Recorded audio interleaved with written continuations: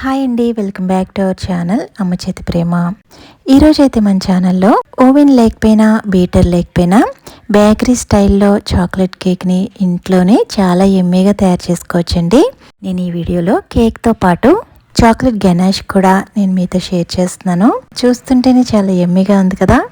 పిల్లల నుంచి పెద్దవాళ్ళ వరకు చాలా ఇష్టపడే ఈ చాక్లెట్ కేక్ రెసిపీని ఇంకా లేట్ చేయకుండా ఎలా తయారు చేయాలో ఇప్పుడు చూసేద్దాం. ముందుగా అయితే కేక్ ట్రేకి బటర్ పేపర్ సిద్ధం చేసుకోవాలండి.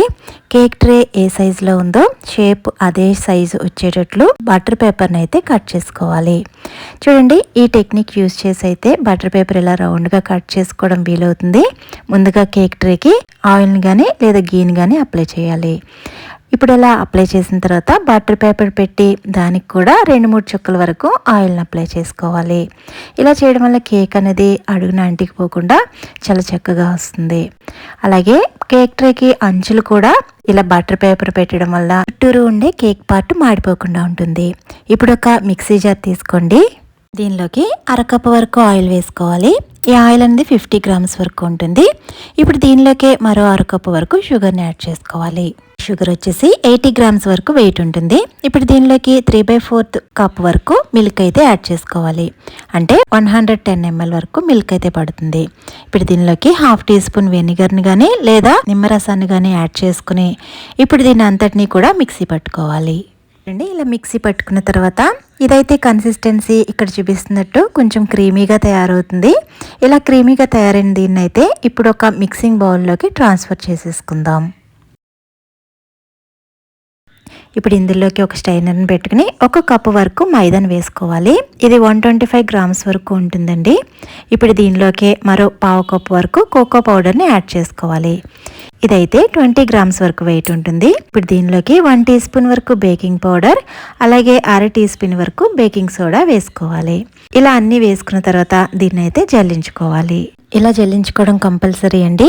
ఎందుకంటే మనకి మైదాలో కానీ కోకో పౌడర్ బేకింగ్ సోడా వీటిల్లో కొన్ని ఉండల కింద ఉండిపోతాయి కదా, అవన్నీ స్మాష్ అవ్వాలంటే కంపల్సరీ జల్లించుకోవాలి. ఇప్పుడైతే ఇలా అంతా కూడా మంచిగా జల్లించుకున్న తర్వాత దీన్ని అయితే మిక్స్ చేసుకుందాం. ఎక్కడా కూడా లమ్స్ అనేవి ఫామ్ అవ్వకుండా ఈ విధంగా అయితే మిక్స్ చేసుకోవాలి. చూడండి, ఇక్కడ కన్సిస్టెన్సీ కొంచెం గట్టిగా ఉంది కదా.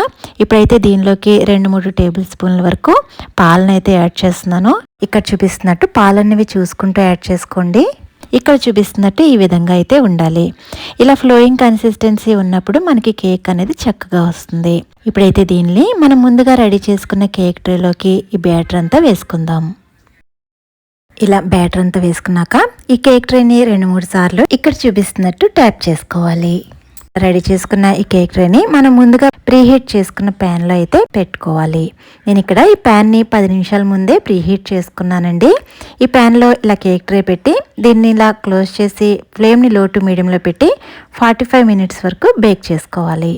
నేను ఇక్కడ 45 మినిట్స్ తర్వాత ఇక్కడ చూపిస్తున్నాను. ఒక టూత్ పిక్తో కేక్ని ఈ విధంగా గుచ్చి చూస్తే మనకి టూత్ పిక్ అన్నది ఇక్కడ చూపిస్తున్నట్టు నీట్గా ఉంటే కేక్ చక్కగా బేక్ అయినట్టు. ఇప్పుడైతే స్టవ్ ఆఫ్ చేసేసి దీన్నైతే ప్యాన్లోంచి తీసేసి ఈ కేక్ ట్రే అనేది కొంచెం చల్లారనిద్దాము. ఈలోపు చాక్లెట్ గనాష్ కోసం మిక్సీ జార్లోకి 1/2 కప్పు వరకు మిల్క్ని అయితే యాడ్ చేసుకోవాలి. ఇప్పుడు దీనిలోకి 1/2 కప్పు వరకు షుగర్ని అయితే యాడ్ చేసుకుందాం. ఇప్పుడు దీనిలోకి మరో 1/2 కప్పు వరకు కోకో పౌడర్ని యాడ్ చేసుకోవాలి. ఇలా అన్ని ఇంగ్రీడియంట్స్ వేసాక దీన్ని అయితే మిక్సీ పట్టుకుందాము. ఇప్పుడు ఇలా మిక్సీ పట్టుకున్న తర్వాత ఇక్కడ కన్సిస్టెన్సీ కొంచెం లూజ్గా ఉంది కదా. ఇప్పుడైతే దీనిలోకి మరో 1/2 కప్పు వరకు మైదాని అయితే యాడ్ చేసుకోవాలి. ఇలా మైదా యాడ్ చేశాక మళ్ళీ ఇంకోసారి మిక్సీ పట్టాక నేను ఇక్కడ చూపిస్తున్నాను. ఇప్పుడు స్టవ్ మీద ప్యాన్ పెట్టుకుని 1 టేబుల్ స్పూన్ వరకు బటర్ని యాడ్ చేసుకుని ఈ బటర్ పూర్తిగా కరిగిన తర్వాత ఇలా ప్యాన్ మొత్తం కూడా స్ప్రెడ్ చేసుకోవాలి. ఇప్పుడు మనం మిక్సీ పట్టుకున్న ఈ సిరప్ని అయితే ఇందులో యాడ్ చేసుకుందాము.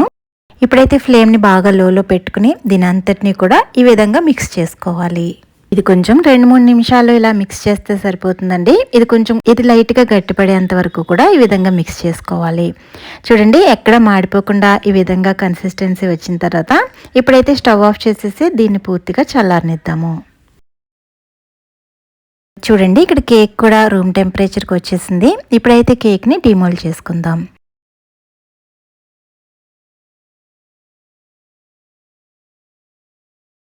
పైన ఈ విధంగా 2-3 సార్లు ట్యాప్ చేస్తే సరిపోతుందండి. చూడండి, మనం బటర్ పేపర్ వేసి ఆయిల్ అన్నీ అప్లై చేసాం కదా, కేక్ అనేది చక్కగా వచ్చింది. ఇలా చేయడం వల్ల చూడండి ఎక్కడ మాడిపోకుండా చక్కగా వచ్చింది కదా. ఇలా చూస్తుంటేనే కేక్ చాలా ఎమ్మీగా కనిపిస్తుంది కదా. ఇప్పుడైతే చాక్లెట్ గనాష్ని గార్నిష్ చేసుకుందాం. ఇక్కడ గనాష్ అనేది కొంచెం లిక్విడీ కన్సిస్టెన్సీలో చేసుకోవచ్చు, లేదా ఇక్కడ కొంచెం లైట్గా గట్టిగా కూడా చేసుకోవచ్చు అండి, మన ఇష్టము. మీకు నచ్చినట్టు కొంచెం లిక్విడీ కన్సిస్టెన్సీలో కూడా దీన్ని దింపుకోవచ్చు. చూడండి, ఇలా అంతా స్ప్రెడ్ చేసుకున్న తర్వాత ఇప్పుడైతే పైనుంచి నేను చుట్టూరు కూడా ఇలా కొన్ని స్ప్రింకిల్స్ అయితే యాడ్ చేస్తున్నాను, అట్రాక్టివ్గా కనిపించడం కోసం. ఇక్కడ గార్నిష్ అనేది పూర్తిగా మన ఇష్టం అండి, మనకి నచ్చినట్టు గార్నిష్ చేసుకోవచ్చు. అంతేనండి, చాలా ఎమ్మీగా ఉండే చాక్లెట్ కేక్ అనేది రెడీ అయిపోయింది. కేక్ టేస్ట్ విషయానికి వస్తే అచ్చం బయట కొన్న కేక్ లాగా చాలా అంటే చాలా సాఫ్ట్గా ఎమ్మీగా ఉందండి. మీరు కూడా ట్రై చేయండి. వీడియో నచ్చితే లైక్ చేసి సబ్స్క్రైబ్ చేసుకోవడం మర్చిపోవద్దు. Thank you for watching.